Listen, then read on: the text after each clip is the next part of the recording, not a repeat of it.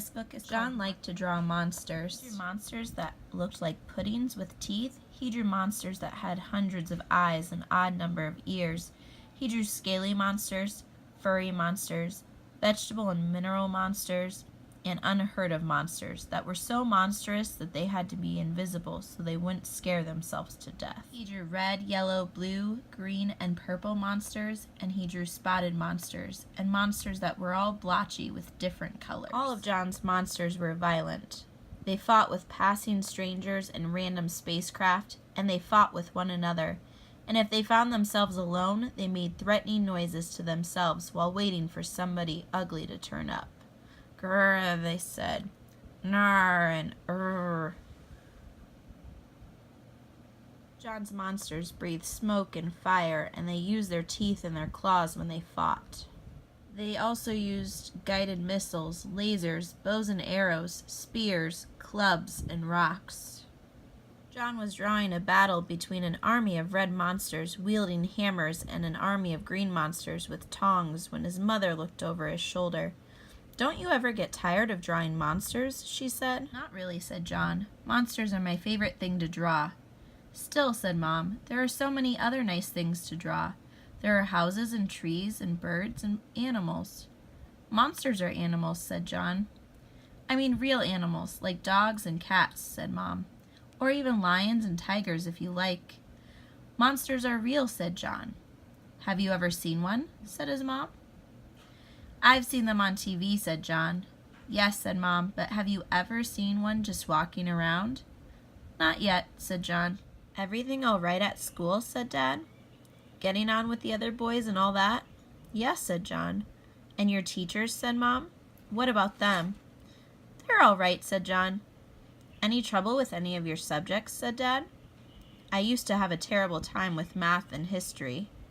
"I'm not having any trouble with anything," said John. "Have you got any really big pieces of paper?" "I've got some big sheets of brown wrapping paper," said Mom. She gave them to John. "Thank you," said John. He took the wrapping paper and his felt-tip pens up to his room. When Mom and Dad came up to kiss John goodnight, they saw that he'd done a drawing that filled up a whole sheet of wrapping paper. "What is it?" said Dad. "It's the tip of a tail," said John. "Very spiky," said Mom. "Where's the rest of whatever it is?" "Coming," said John. "Must be pretty big," said Dad. "I guess so," said John. "What will it be?" said Mom. "I don't know," said John. "I haven't seen the other end of it yet." When John was asleep, Dad said to Mom, "That drawing doesn't seem quite the same as John's other drawings." "No," said Mom, "it doesn't. It seems somehow more serious than the others." "It does," said Dad. "And if just the tip of the tail filled up that big piece of paper, the whole thing must be very serious indeed." The next day, Mom and Dad went to see John's art teacher, Mr. Splodge. "What do you think of John's drawings?" said Dad. "First rate," said Mr. Splodge. "His monsters are in a class by themselves." Mom showed him the drawing on the brown paper. "What do you think of this one?" she said. "This tail is very well done," said Mr. Splodge. "It almost jumps right off the paper at you, doesn't it?" "John says the rest of it is coming," said Dad. "Should be quite impressive," said Mr. Splodge. "You're not bothered by it?" said Mom. "Why should I be bothered?" said Mr. Splodge. "Well, it's such a serious-looking tail," said Dad, "and whatever's on the other end of it is going to be so very big." "I shouldn't worry about it if I were you," said Mr. Splodge. "Boys are naturally a little monstrous." The next morning, Mom and Dad found another drawing on John's desk. "I think we ought to talk to Dr. Plunger," said Dad. So they went to Dr. Plunger's office and showed him the two drawings. "This could be something very big," said Dr. Plunger. "That's what we thought," said Mom. "Are you worried about it?" said Dr. Plunger. "Yes, we are," said Dad. Dr. Plunger wrote out a prescription. "Take the tablets as directed," he said, "and if the drawings continue, let me see the next one." The next day, Mom and Dad brought in a third drawing. "Dear me," said Dr. Plunger, "perhaps I'd better have a chat with John." When Mom and Dad brought John in for a chat, Dr. Plunger said, "Tell me about these drawings, John." "I haven't got one piece of paper that's big enough," said John. "That's why I have to do it this way." Looks like it's going to be something really big, said Dr. Plunger. I can't say till I've seen the whole thing, said John. If I give you some felt-tip pens and some brown wrapping paper, said Dr. Plunger, do you think you could finish it for me? Are you sure you want me to? Said John. Yes, indeed, said Dr. Plunger. All right, said John.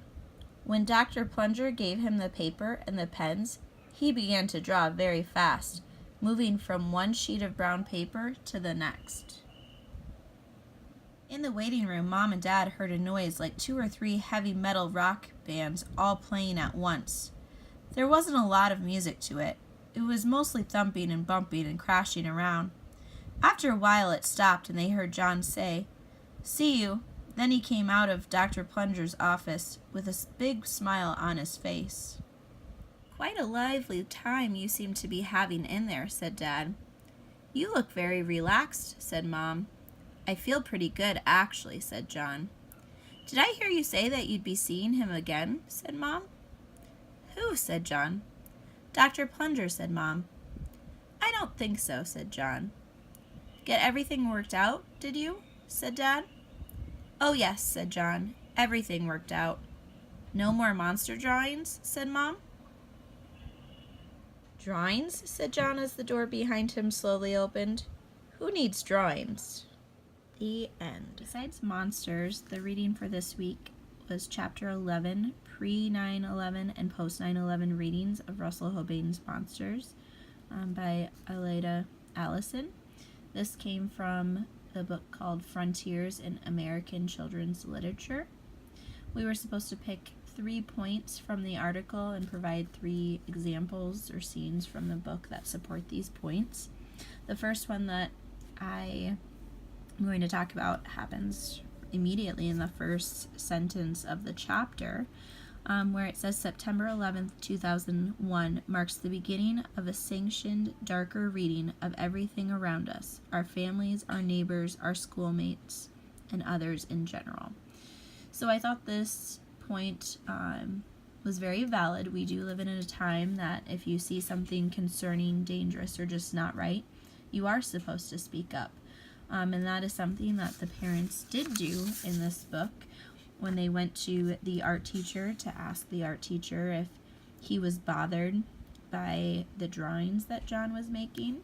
And then they also did this when they went to the doctor to ask the doctor for help with John's drawings as well. I agree that this is definitely the case for today, that we have a period of time where things are darker, and as a teacher, I have been taught that if something is going on that feels not right, that we do need to talk to someone about it, whether it's our principal, the counselor, making a call to DHS. And that's something that was even stressed to us in college. We have the mindset, I believe, not only because of 9/11, but also because of other things that have happened in our society with Columbine, Aurora, Sandy Hook, the Boston Marathon, the shootings at the nightclub in Florida, and even more recently, the things that happened in Las Vegas and New York. The second point that I would like to talk about was discussed specifically in the section of pre-9/11 in our article, where we have the thinking that kids just need to be kids. This point is shown in the book when the art teacher tells John's parents that they shouldn't be concerned, basically implying that John's parents are overreacting to something that isn't concerning to others. In the book, before going to the art teacher, John's mom does suggest to him that he should draw something else, suggesting houses, trees, birds, animals, dogs, cats, or even lions and tigers. So kind of implying that what John is drawing is wrong and that he needs to draw something else. I feel like this point is true to an extent, that you do need to let kids be kids, and sometimes they do not realize that things that they do now can have an ill intention.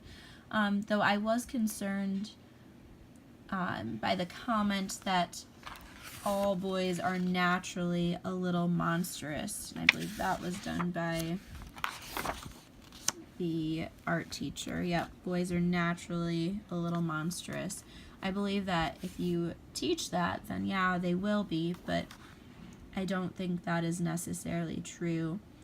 You shouldn't hover over children and force them to conform to what you think is right and good, but you do still need to at least monitor what they're doing and keep an eye on things that could be concerning, which is what I think the parents did try to do in this book. The last point that I want to talk about was from the post 9/11 section in our chapter 11 reading, where Allison writes, when she's referring to Columbine, Aurora, Sandy Hook, and the other school shootings, that the kids who fired those guns also stayed in their rooms.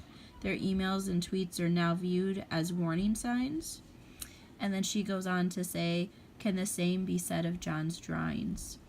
Although I mentioned that it was discussed that the parents were overreacting to what John was drawing, I still am a little concerned about the drawings. Not because exactly of what John was drawing, but mainly because of the comments or the thoughts that he had with them. So towards the beginning, we see that John likes to draw monsters, and all of his monsters are violent. That is a little concerning. But then the part where Hoban writes, and if they found themselves alone, they made threatening noises to themselves while waiting for somebody ugly to turn up. So that to me was kind of a little unsettling, almost as if he was waiting for a fight to happen. Later on, his mom and him discuss monsters being real, and he says monsters are real, and she asks, have you ever seen one? And he says, I've seen them on TV. And then she says, yes, but have you ever seen one just walking around? And he replies, then not yet. Again, it's almost as if he's expecting to see a monster or waiting for something bad to happen. And so that kind of, to me, was a little unsettling with the comment being made. And then once John eventually goes to the doctor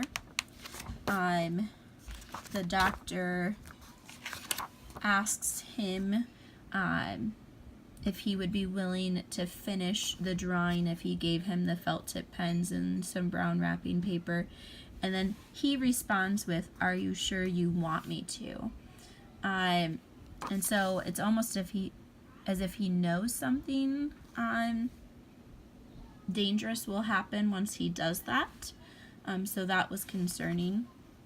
And then towards the end of the book, Mom and Dad hear a noise, and they say like 2 or 3 heavy metal rock bands all playing at once.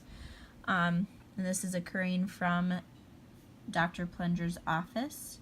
And so this kind of implies that something violent isn't occurring in the doctor's office.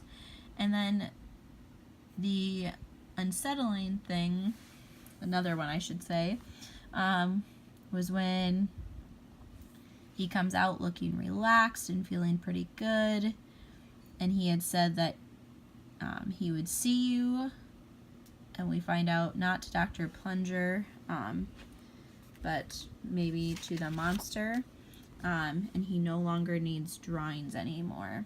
And we see in this last picture, he looks happy. There's a monster in the office and no doctor to be seen, but you do see the notepad and the pencil. And so kind of that unsettling feeling that something bad happened to the doctor, and he is now happy and content with things. So while one might say that this book is one that shows John overcoming the pressure of being told what to draw and conforming with the ideas given by adults, you could also interpret it as something darker, since the doctor is missing at the end and John implies that he will see this monster again.